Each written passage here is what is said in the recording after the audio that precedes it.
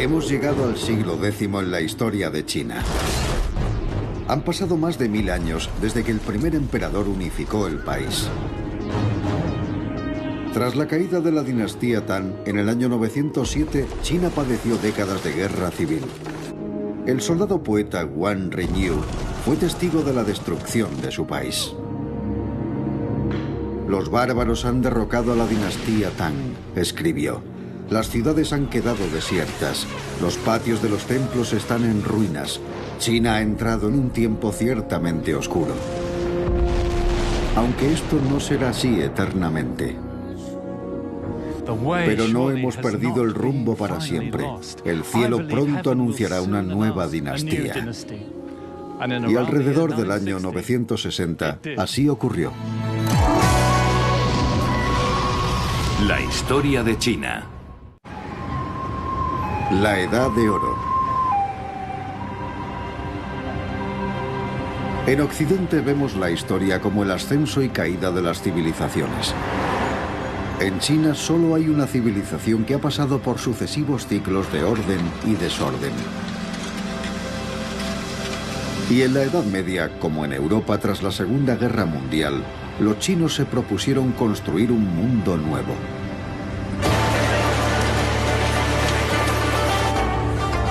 En la historia de China hemos llegado a la dinastía Song.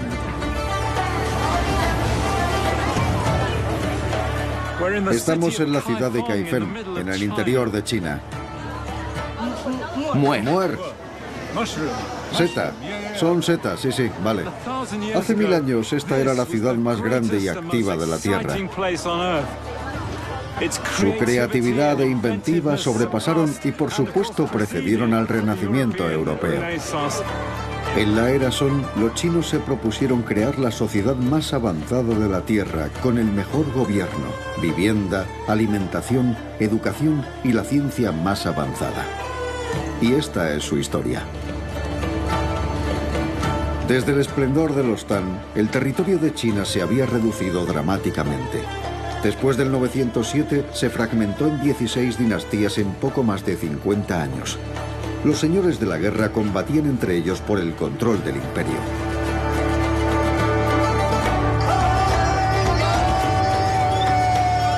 En ese momento parece que quizá China no pueda volver a unificarse jamás.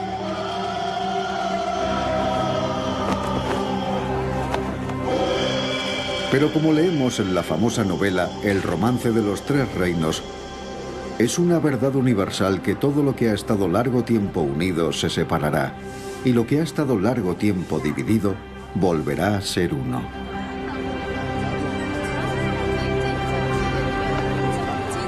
La nueva dinastía debía tener una nueva capital. Los Song eligieron Kaifeng, en medio de la llanura del río Amarillo, y la convirtieron en la mayor ciudad de la Tierra. Y ahora vuelve a resurgir. Tras los desastres del siglo XX, los chinos de hoy están fascinados por lo que consiguieron sus antepasados y quieren revivir aquellos tiempos. Y como siempre en la historia de China, los grandes acontecimientos fueron anunciados por señales y augurios. En Kaifeng, la leyenda más famosa habla del nacimiento de dos hermanos que, como Rómulo y Remo, los fundadores de Roma, se convirtieron en los primeros emperadores de una nueva dinastía. Esta es la historia. En los tiempos de caos, guerra y destrucción que siguieron a la caída de la dinastía Tang, un hombre llamado Chen Duan huyó a la montaña sagrada de Huashan, se hizo ermitaño y allí adquirió el poder de la visión profética.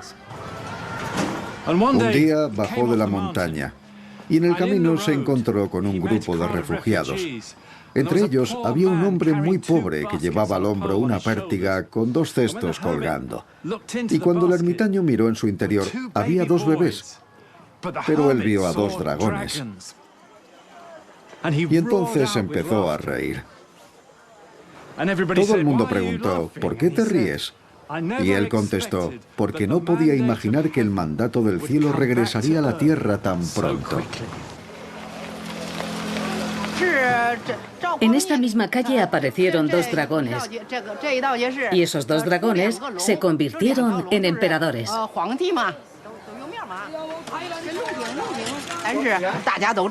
Todo el mundo sabe la historia de los dos dragones y que después los dos dragones fueron emperadores. Dos dragones, dos emperadores. La leyenda dice que el padre llevaba a los dos niños al hombro. Habían llegado aquí como refugiados. Los padres tenían que pedir limosna para vivir, porque eran muy pobres. El padre llevaba una pértiga al hombro con una cesta en cada extremo, con un niño en cada cesta. Y así fue como los trajo hasta aquí. ¿Y por qué aquí? Porque entonces Kaifeng era Fu, lo que actualmente llamamos la capital. Si va hasta el extremo de la calle, todavía está allí la cabeza del dragón. Muchas gracias. Adiós.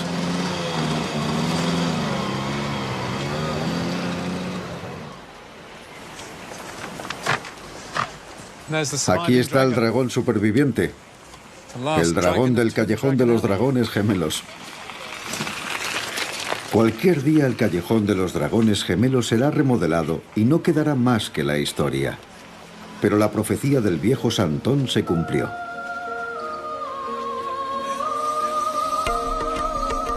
En el año 960, los dos hermanos resultaron victoriosos en una guerra civil, estableciendo la dinastía de los Song.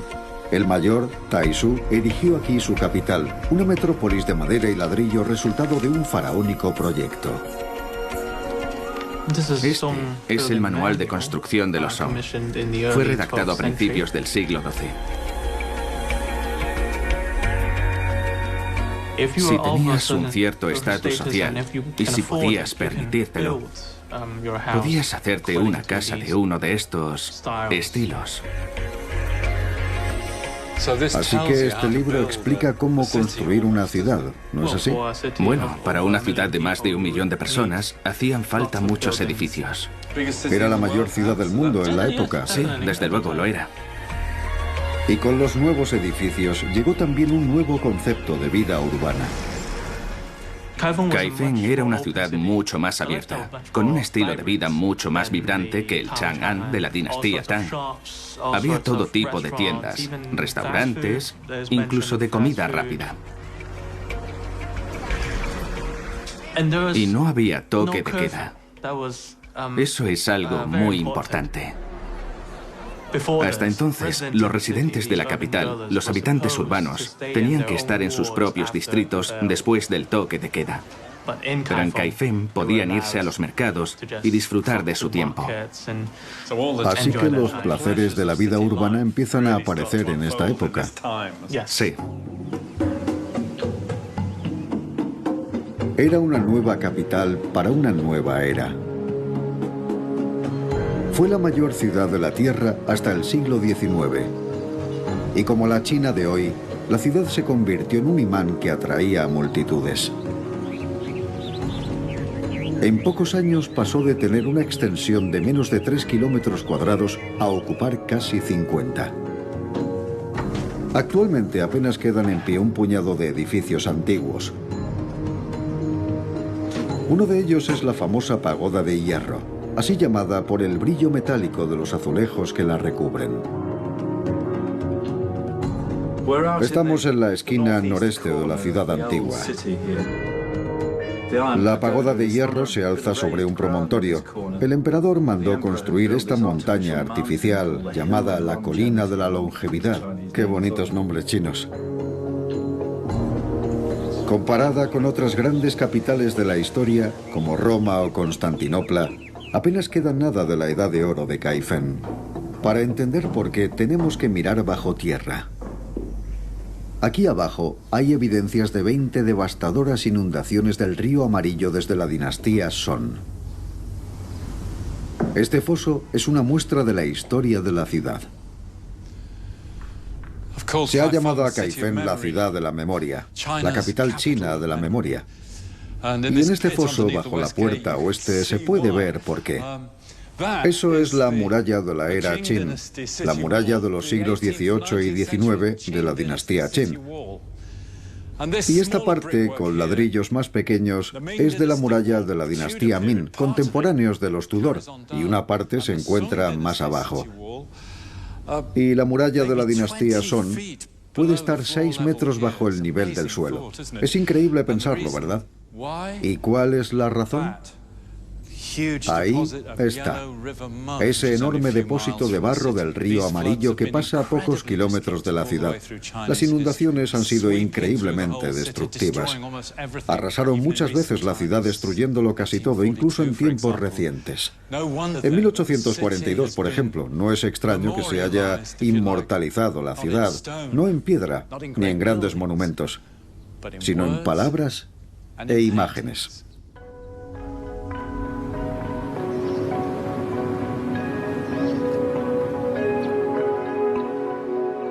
Un millón de personas atestaban estas calles, decía un poeta Song. Había restaurantes hasta donde llegaba la vista, y por todas partes flotaba la música en el aire.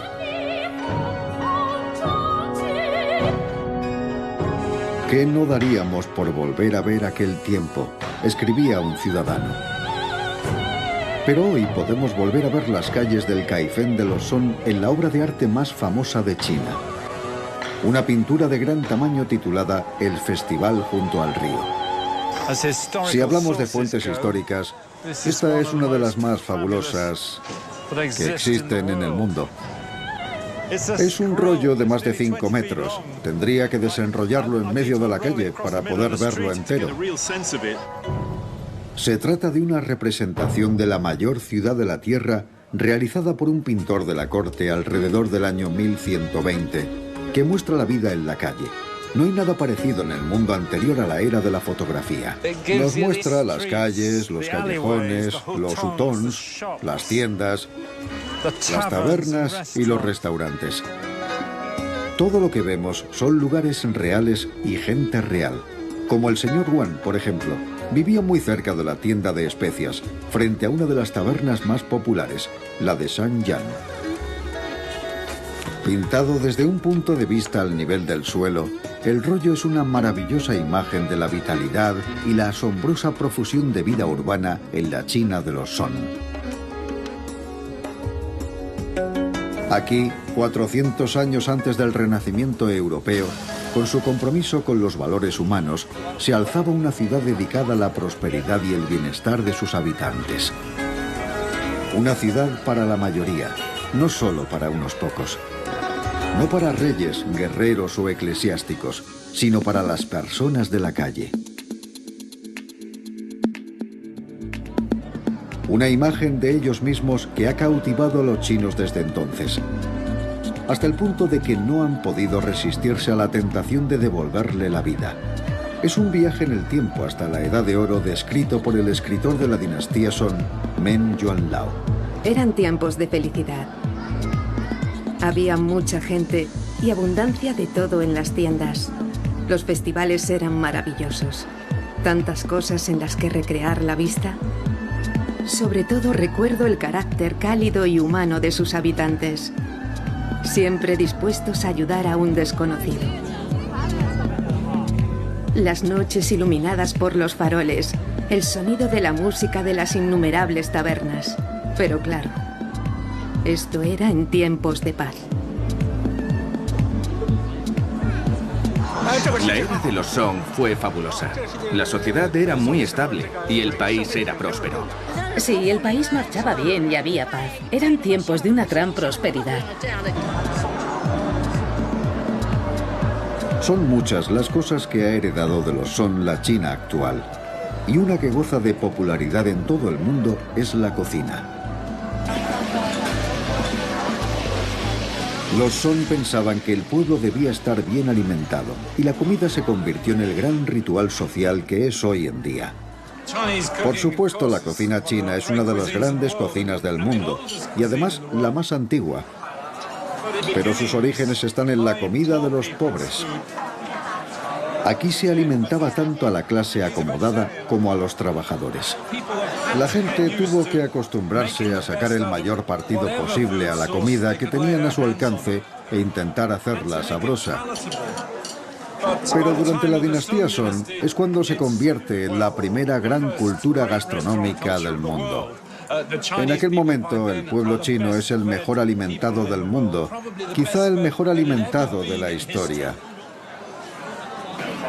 Y tenemos datos muy interesantes sobre la cultura culinaria de la época. Había 70 grandes restaurantes en Kaifeng. Los camareros corrían de mesa en mesa tomando comandas y salían poco después de la cocina con 3 platos en un brazo y 20 cuencos en el otro, sin cometer jamás un solo error, según relataba un contemporáneo. Y esto hizo surgir una especie de cultura del gourmet.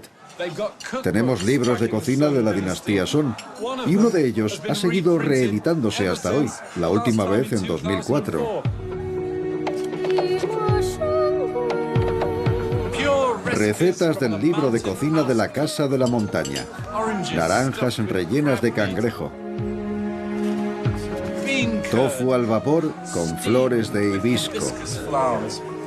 Y cada una de estas recetas tiene unas notas deliciosas del autor que nos cuentan dónde la encontró. Como esta, por ejemplo, sopa de tallarines con flores de ciruela. Aprendí esta receta de un viejo sabio de las montañas de Simou, una hermosa noche nevada.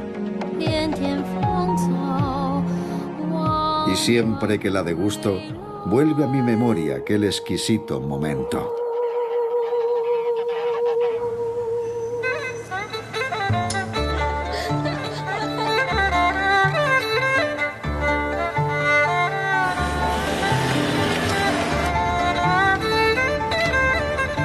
El libro de cocina de la Casa de la Montaña era uno de los miles de libros que se podían comprar en Kaifeng. El negocio editorial floreció. Vastas enciclopedias imperiales, libros de poesía, historia, rituales o manuales de autoayuda para el hombre y la mujer cultos. Los chinos habían inventado la xilografía, la impresión en planchas de madera durante la dinastía Tang. Y ahora, con la dinastía Song, se inventan los tipos móviles, aunque no llegaron a imponerse como ocurrió en Occidente. La primera mención que conocemos es de poco después del año 1040. Un hombre llamado Bi Sheng utilizaba juegos de tipos móviles de arcilla para imprimir. Cada uno de estos tipos es un carácter chino que forma parte de una página que se compone sobre un marco. Pero no tuvo éxito. No lo tuvo. Los chinos idearon este invento que ha sido tan útil para el resto del mundo, pero a ellos no les convenció. ¿Por qué? Bueno, la razón son los caracteres chinos, porque son demasiados. Si se fija en esta página, casi todos los caracteres son diferentes. Económicamente no era viable, no era eficiente, era demasiado complicado y no se popularizó. ¿Demasiado engorroso para tantos caracteres? Sí. Se ve claramente la diferencia cuando se encuentran Oriente y Occidente en el siglo XX con la máquina de escribir. Cada uno de estos tipos de metal es un carácter chino distinto. Hay que elegir el correcto, desplazando así el carro. ¿Cuántos caracteres tiene esta máquina? Aproximadamente unos 2000. ¿Y cuántos harían falta para componer un periódico en la China moderna? Unos 3 o 4000 de media. Así que, aunque parece muy trabajoso tallar una plancha de madera, en realidad es mucho más eficiente. Sobre todo si un libro se sigue editando durante siglos, como ocurre en China. Háblenos de la lectura de la dinastía Song. ¿La gente de la calle leía también?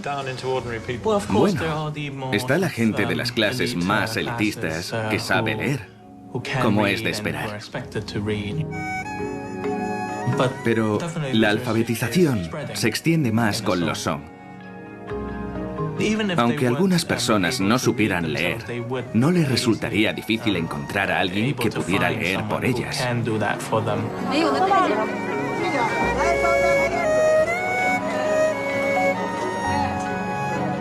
Una de las características más relevantes de la dinastía Song es la importancia que dan a los valores cívicos.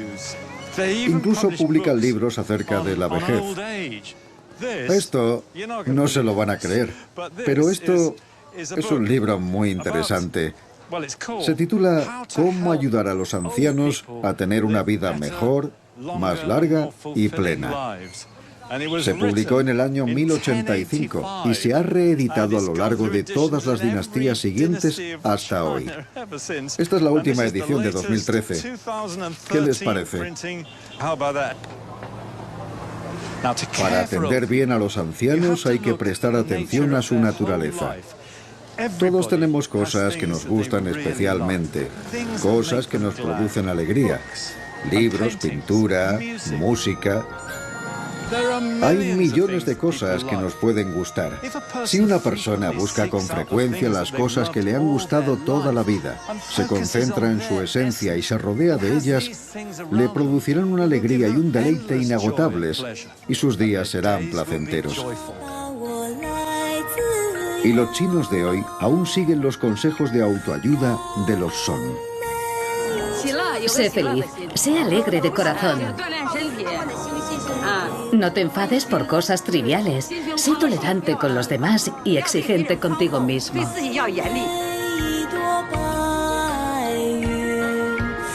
Y aunque seas anciano y estés retirado, contribuye con la sociedad.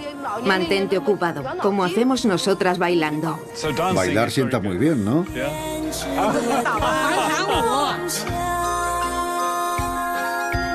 Con sus ideas sobre la calidad de vida, los Song llegaron más lejos que ninguna otra civilización, incluida la de los griegos.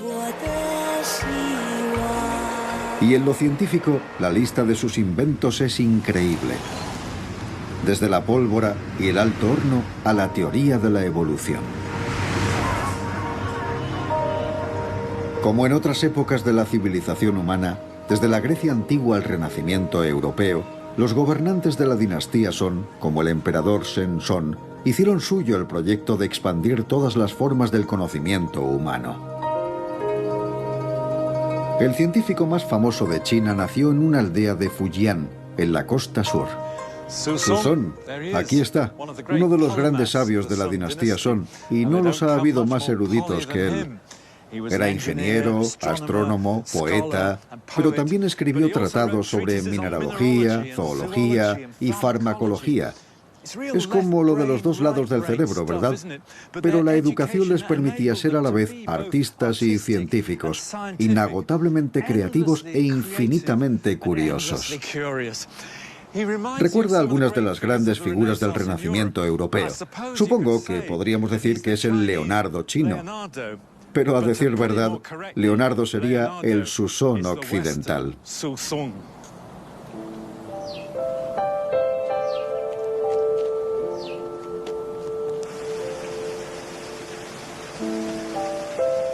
Este es uno de los proyectos favoritos de Suzong, un reloj astronómico. Su orgullosa ciudad natal ha reconstruido una réplica. Con 14 metros de altura, es una clepsidra impulsada por varias norias que forman un complejo árbol de transmisión. Las pequeñas figuras policromadas marcan los días, las horas y los minutos como un gigantesco reloj suizo.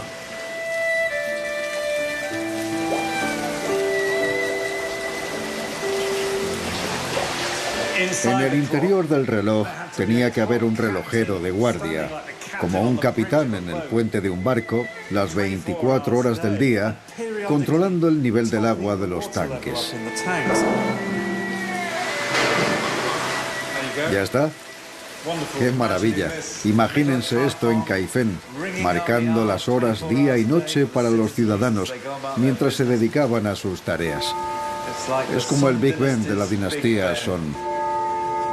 La era Song fue una de las grandes épocas de la ciencia. Entonces, en China, a diferencia de la Europa medieval, no había una doctrina religiosa que impusiera una visión determinada de la naturaleza del universo. Fíjense en esto. Aunque había tantas religiones como ahora. Esta es la diosa de la compasión, es un auténtico culto femenino. ¿No es fantástico? Es un templo del pueblo. Las religiones oficiales del imperio eran el budismo y el taoísmo. Pero la religión no era un área de la vida de los chinos en la que se inmiscuyera el gobierno. El objetivo para los Song era implantar las ideas confucianas de conformidad y lealtad. Y mientras la religión las fomentara, se aceptaba.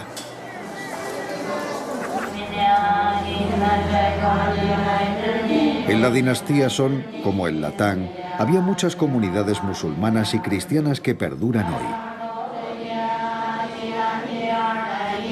Y en Kaifeng aún sobreviven los últimos judíos chinos.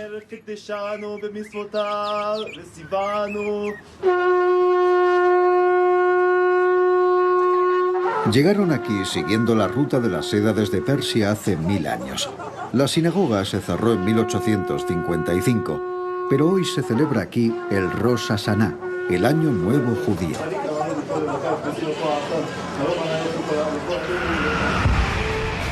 Bajo los Song la población se duplicó.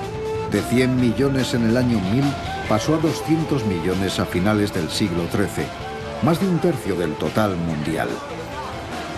Y con una enorme población urbana, los chinos desarrollaron juegos y deportes, como una primitiva versión del fútbol. El fútbol era muy popular en la dinastía Song hace 1000 años, y vuelve a serlo en la China actual. Beijing ganará. Supongo que como los chinos podríamos decir, el fútbol ha vuelto a casa.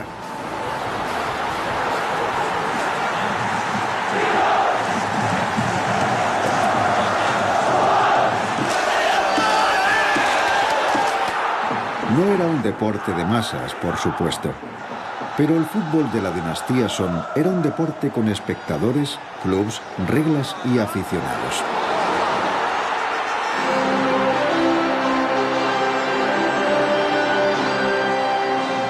El emperador aún no ha llegado.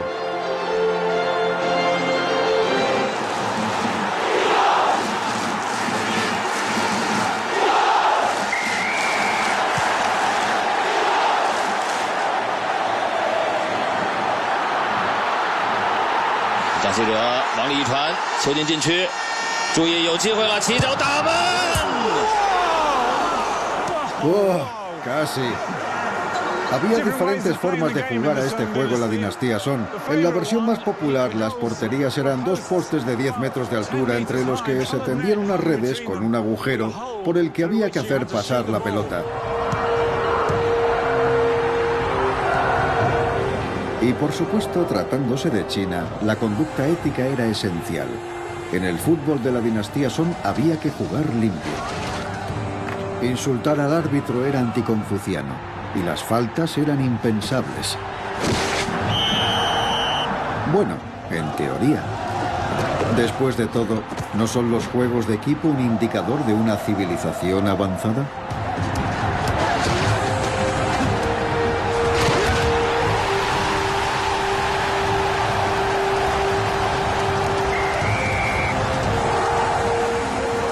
Aunque todavía no era un fenómeno de masas, el fútbol no era solo un deporte para la élite. China se estaba abriendo socialmente y su gobierno también. Sin duda había una considerable movilidad social con los Song. Había un flujo entre clases sociales en cierto sentido. Personas de diferentes orígenes podían relacionarse más estrechamente, lo que generaba una mayor sensibilidad hacia la situación social. Y esas personas también llegaban al gobierno. Aparecieron nuevas instituciones de enseñanza y también se establecieron academias para enseñar a los clásicos y fomentar el buen comportamiento. Fue la edad dorada de los valores sociales confucianos. Y la forma en que crearon ese sistema de valores es asombrosamente moderna. Es la semana de bienvenida a los nuevos alumnos de la Universidad de Henan, en Kaifeng. Las universidades se remontan a un pasado muy lejano en China, mucho más que en Occidente. Y asombrosamente, en Kaifeng había en el siglo XI una universidad nacional. En el año 1069, el emperador amplió su capacidad a más de 3.000 alumnos. Contaba con ayuda económica, alojamiento y manutención. La idea era atraer a estudiantes de las provincias, jóvenes con talento, incluso de clase media y baja, para que recibieran en la metrópoli la mejor educación. Y el objetivo, como lo expresó el mismo emperador, era la moralidad de la cultura. Como dirían los educadores de hoy, el ethos es la cuestión.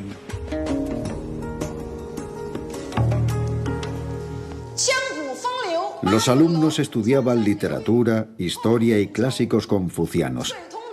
El emperador formaba así a los administradores que gobernarían la armoniosa sociedad confuciana del futuro. Apareció una nueva clase de estudiantes que quizá antes no habrían podido acceder a la educación, pero ahora podían hacerlo. Las enseñanzas de Confucio eran realmente la materia básica en los exámenes. Y dado que jugaban un papel tan importante en esos exámenes y que tanta gente intentaba aprobarlos, era en realidad una forma de inculcar las ideas confucianas a la sociedad. Se podría decir que era una sociedad meritocrática donde se daba un gran valor a la excelencia en el estudio. Meritocrática, pero no universal. La mitad de la población quedó excluida de esta revolución educativa. Las mujeres. Pero irónicamente ha sido a través de los escritos de una mujer como nos han llegado las mejores descripciones de la era Song. Estos alumnos estudian su obra en la Universidad de Kaifeng. Es la poetisa Li Qingyao. Li Qingyao era una chica muy curiosa. Salía a la puerta de su casa a observar y a hablar con la gente. No era un comportamiento adecuado para una muchacha de clase alta, pero así era la joven Li Qingyao. No solo era una gran poetisa, escribió una autobiografía y fue una brillante observadora de su tiempo. Su padre la había animado a escribir poesía desde muy joven y a asistir a encuentros de hombres poetas. Ya era famosa y había publicado a los 17 años cuando se casó con un estudiante de la Universidad de Kaifeng. Y pasaban mucho tiempo aquí, en el viejo templo budista del centro de la ciudad.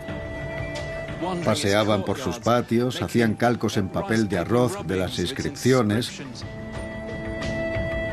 Pero recientes estudios feministas están dándonos otra imagen muy diferente de ella. Las tensiones en el matrimonio en una sociedad dominada por hombres, la ambición de una mujer brillante de encontrar una voz no solo íntima y personal, sino pública y política. Fue muy criticada en la época por decir ciertas cosas y por escribir poesía. Las mujeres no tenían que escribir poesía. Era una cosa de hombres. De hecho, era una de las principales formas de interacción entre hombres. Se reunían, tomaban una copa de vino y componían poesía entre ellos. Uno decía 2 versos y otro continuaba con los 2 siguientes. Así componían nuevos poemas. Las mujeres podían participar, pero eran las cortesanas las que lo hacían. Las mujeres respetables no tomaban parte en estas cosas con hombres. Sabemos que escribían, pero no es mucho lo que nos ha quedado. Muchas mujeres escribían poesía. Muchas mujeres, sí. Aunque supongo que publicar era otra cosa. Así es, sí. Un periodo paradójico para las mujeres, ¿no? En la era Song. Tantos avances sociales, voces de mujeres que empiezan a sonar con fuerza, pero al mismo tiempo es cuando empieza a extenderse el vendaje de los pies. Es muy contradictorio, porque las mujeres son cruciales en ese concepto político de la lealtad. Ahí sí que están en igualdad de condiciones, pero al mismo tiempo los derechos que habían tenido como sus derechos económicos les son arrebatados. De modo que las mujeres podían ser cultas. Pero para desempeñar su papel en aquella sociedad patriarcal, tenían que cultivar la lealtad al padre, al marido y al Estado en aras de la cohesión nacional. En palabras de un famoso historiador, Sima Guan. Pero a finales del siglo XI, el viejo orden iba a ser cuestionado en su totalidad. A la cabeza de los reformadores estaba un hombre del sur llamado Guan Anshi, que había pasado 20 años sirviendo en el gobierno local. Hola.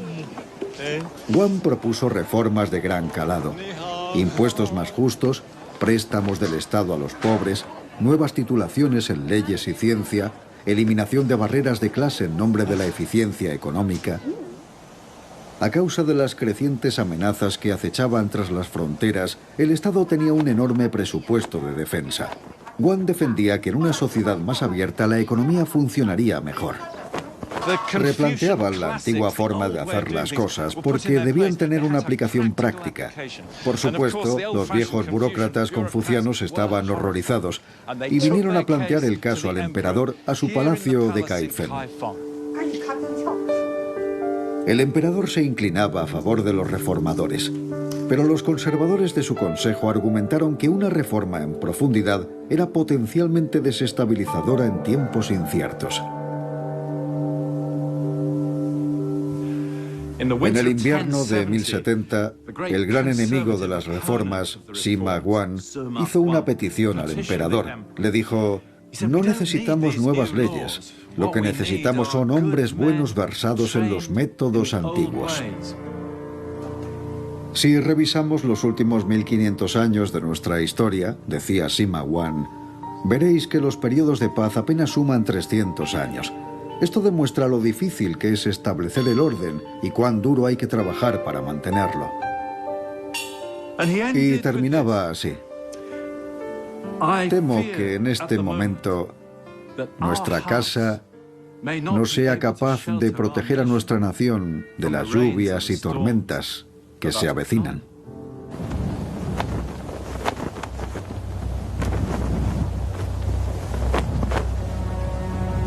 ¿Qué habría ocurrido si se hubieran implantado las reformas?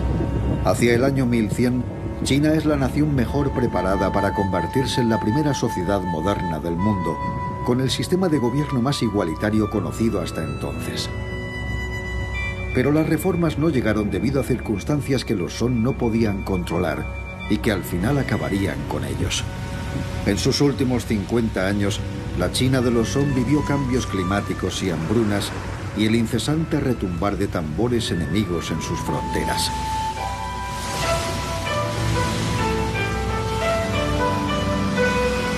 El emperador y su pueblo ya no veían las cosas del mismo modo. La armonía se había perdido.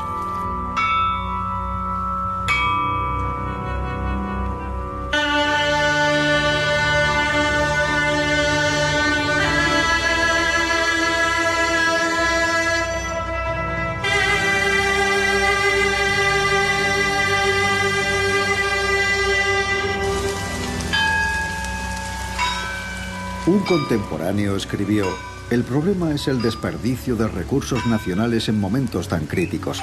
La gente quería más gasto en defensa y no grandes proyectos arquitectónicos. ¿Qué ha sido de los valientes y los visionarios?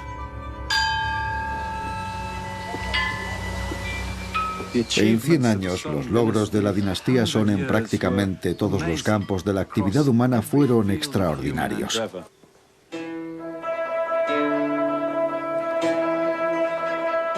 En el año 1101 subió al trono el último gran soberano del imperio Song, Huizong.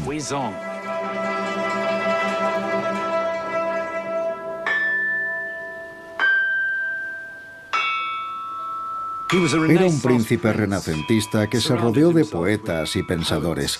Era un consumado pintor. En sus maravillosos jardines escuchaba conciertos de músicos budistas, pero según se sumía cada vez más profundamente en sus especulaciones interiores sobre la divinidad del poder imperial, fue perdiendo el contacto con la realidad.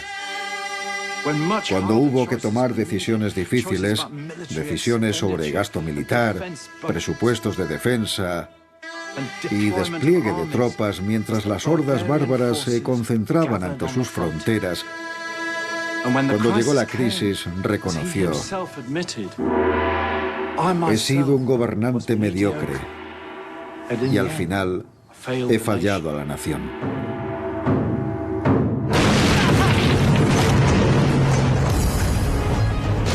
Los Song compartían el territorio continental del este de Asia con otros estados. Y en la década de 1120, las huestes Yurchen invaden el país desde el norte. En el año 1127 comienza el asedio de Kaifeng.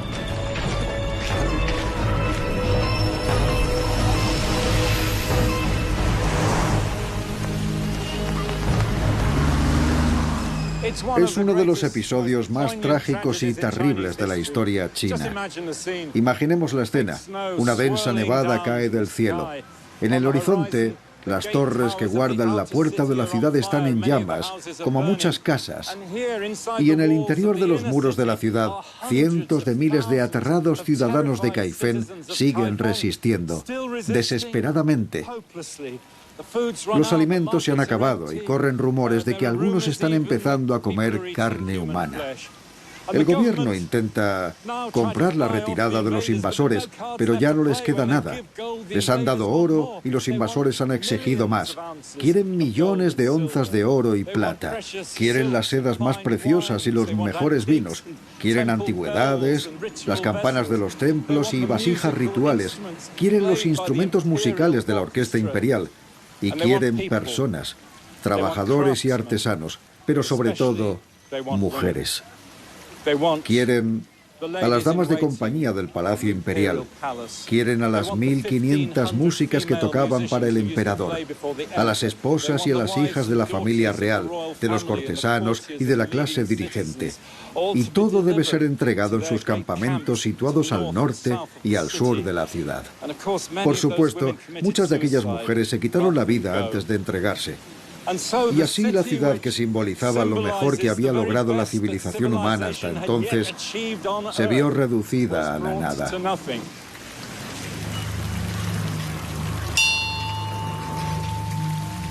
En un amargo poema sobre la incompetencia del gobierno, Li Qingyao reflexionaba acerca del desastre.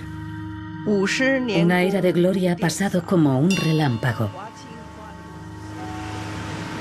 Las tropas de los bárbaros del norte aparecieron tan de repente como si hubieran caído del cielo. Los caballos tártaros se paseaban por tu salón y pisoteaban con sus cascos perlas y esmeraldas en la fragante tierra.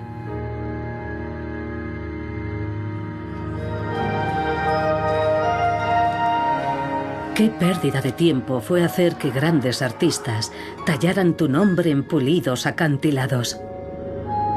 El mandato del cielo te había abandonado, pero no lo viste. Los tiempos cambian y el poder se pierde. Es el penar del mundo.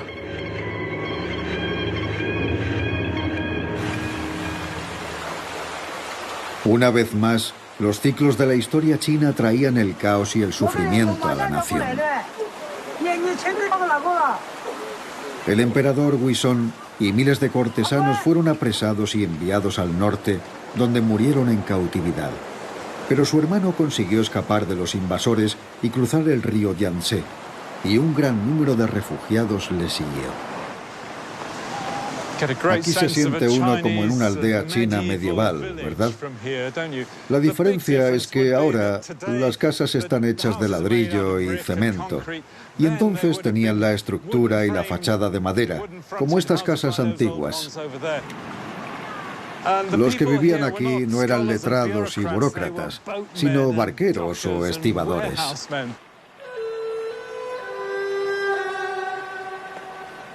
Entre los millones de personas que huyeron al sur del río Yangtze estaba la poetisa Li Qingyao, que describió este episodio en la autobiografía más antigua que conocemos escrita por una mujer.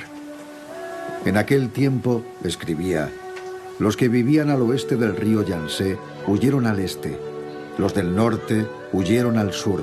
Los de las colinas huyeron a las ciudades. Y los de las ciudades a las colinas. Y al final no quedó nadie que no hubiera perdido sus raíces. Y yo misma, Li Qingyao, escapé al río arriba. Crucé el río cerca de los rápidos y llegué a Jinzhua. Y allí encontré un lugar donde vivir en la casa de la familia Qin.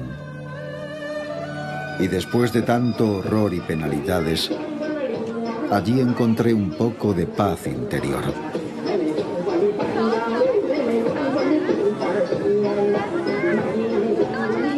Y así, el paciente y sufrido pueblo chino se dispuso una vez más, como tantas veces ha hecho, a reconstruir su sociedad, negándose a renunciar al sueño de los Song. Y fue aquí, en el sur, en el siglo XII, donde renació la civilización china en lo que llamamos la dinastía Song del Sur.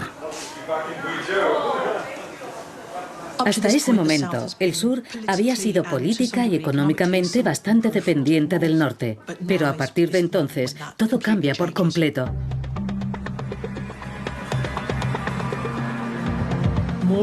Cada vez se establece más gente en el sur, cada vez crece más el comercio en el sur y hay un boom económico. China, en cierto sentido, se está moviendo. Está pasando de tener una orientación este-oeste a tener una orientación sureste más compacta, que se parece más a la idea que tenemos ahora de China. El lugar que eligieron para la nueva capital era una ciudad entonces sin importancia llamada Yangzhou, a orillas del lago del oeste, uno de los lugares más bellos de China. Los chinos tienen un proverbio: en el cielo está el paraíso, pero en la tierra está Suzhou y Yangzhou. De hecho, según la tradición, se eligió Yangzhou por la belleza de su paisaje, y aquí se dispusieron a recrear la ciudad de sus sueños perdida.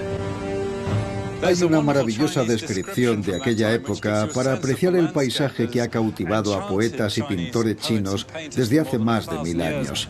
Podemos recorrer con la vista el horizonte desde las colinas azuladas a lo largo de la superficie del lago y allá donde el paisaje se allana, resplandeciendo como escamas de pez, los brillantes azulejos que cubren miles de tejados.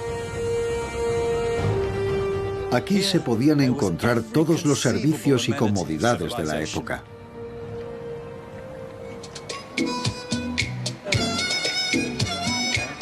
De este modo se restauró en Yangzhou la civilización de los Song. Desde la educación a los servicios prestados por el gobierno. Había cuerpos de bomberos, hospitales, asilos para ancianos e incluso pabellones de baile. Cuando el italiano Marco Polo vino aquí en el siglo XIII, dijo que era la mejor ciudad de la tierra. Había tiendas que vendían productos de belleza, cremas para el cutis, lápices de ojos y pelucas. Y si las compras no nos habían agotado por completo, había casas de té, tabernas, casas de cuentacuentos y grandes teatros públicos. Y si eso no era suficiente, al caer la noche se podía acudir a suntuosos locales donde las cortesanas más famosas de la época interpretaban maravillosas músicas. Incluso había un club gay.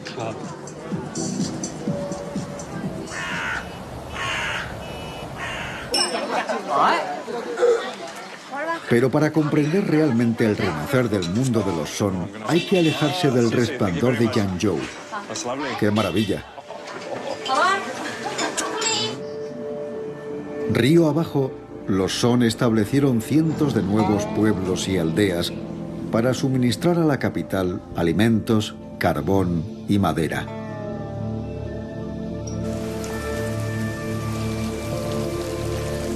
Y aquí, en la base de la sociedad, renació el etos cultural de los Song. Incluso hoy, en esas antiguas aldeas se pueden encontrar descendientes de la clase gobernante de entonces. Ni hao, hola. Estamos en Qihan, un antiguo puesto comercial de la dinastía Song.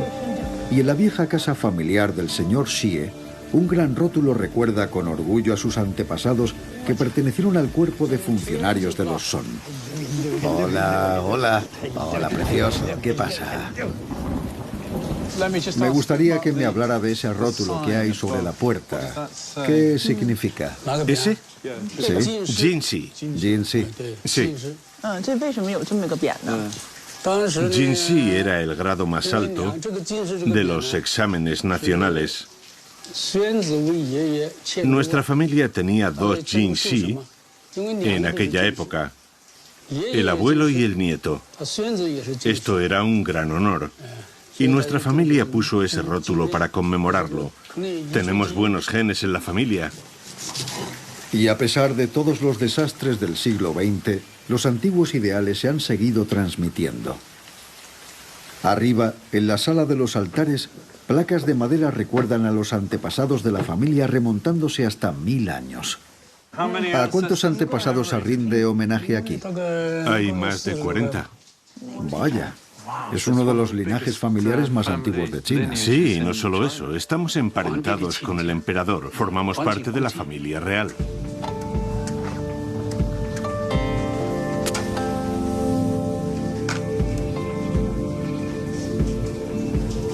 Impresionante. Generación tras generación, se ha mantenido el hilo que conecta a los vivos con los muertos. Valores de los Song como la virtud, el deber y la moralidad confuciana.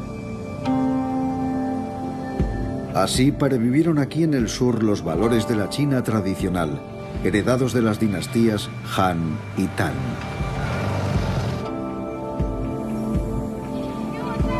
Pero el eterno ciclo de la historia china iba a repetirse una vez más.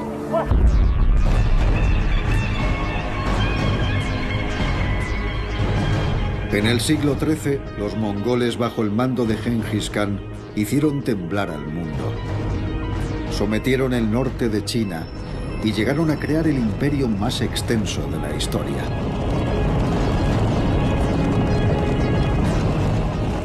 Y gradualmente extendieron su dominio hasta los territorios de los Song del sur, por tierra y por mar. Hasta la sangrienta batalla final. El 19 de marzo de 1279. Un día aciago en la historia de China. Estamos casi exactamente en el aniversario de la batalla y fue un día como este, gris y lluvioso. Al caer la tarde no se podía ver la otra orilla. Los Song no habían defendido el estrecho que conducía a la ciudad, de modo que la flota mongola pudo llegar hasta la laguna. Y allí les esperaba la marina Song, unos 1000 barcos amarrados unos a otros, formando una fortaleza flotante. Habían cubierto de barro húmedo los puentes de los barcos para protegerlos de los proyectiles ardientes que lanzaban las catapultas mongolas. Cuando comenzó la batalla, un testigo cuenta que las estelas de las bombas incendiarias mongolas iluminaban el firmamento. Al subir la marea, los mongoles pudieron rodear a la flota de los Song.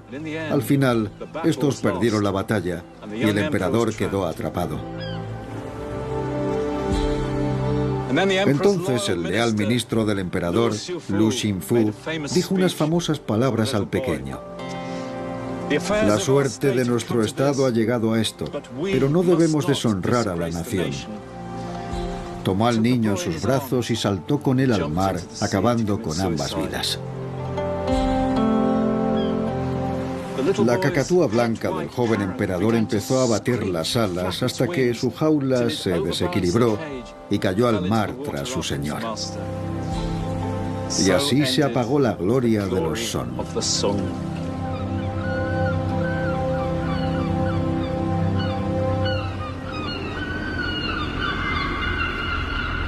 La dinastía Song gobernó una de las etapas más creativas de la historia de China.